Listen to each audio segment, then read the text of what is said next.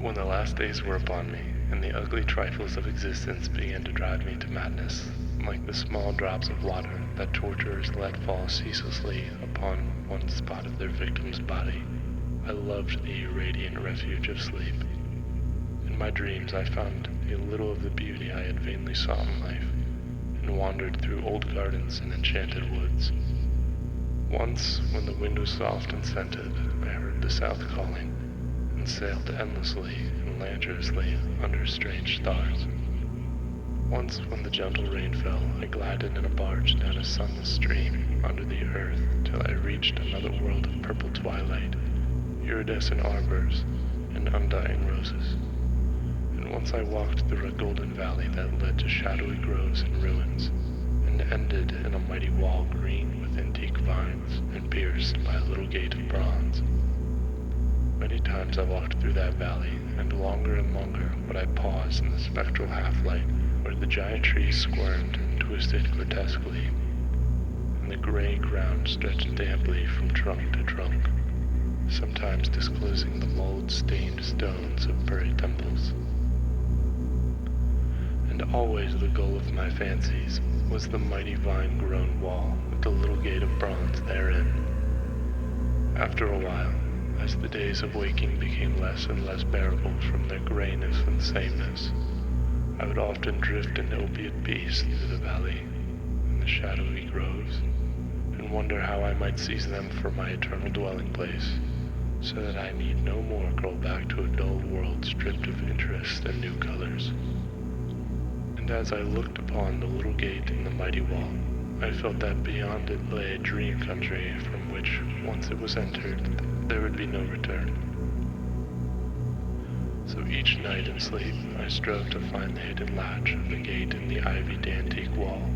though it was exceedingly well hidden, and I would tell myself that the realm beyond the wall was not more lasting merely, but more lovely and radiant as well. Then one night in the dream city of Zukarion, I found a yellowed papyrus filled with the thoughts of dream sages who dwelt of old in that city, and who were too wise ever to be born in the waking world. Therein were written many things concerning the world of dream,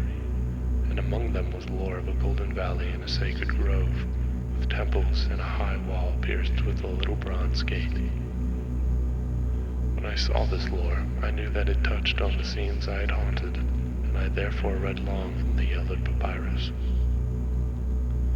Some of the dream sages wrote gorgeously of the wonders beyond the irrepassable gate, but others told of horror and disappointment. I knew not which to believe, yet longed more and more to cross forever into the unknown land, for doubt and secrecy are the lore of lores, and no new horror can be more terrible than the daily torture of the commonplace. So when I learned of the drug which would unlock the gate and drive me through, I resolved to take it when next I awaked. Last night I swallowed the drug, then floated dreamily into the golden valley and the shadowy groves. And when I came this time to the antique wall, I saw that the small gate of bronze was ajar. From beyond came a glow that weirdly lit the giant twisted trees and the tops of the buried temples, and I drifted on songfully,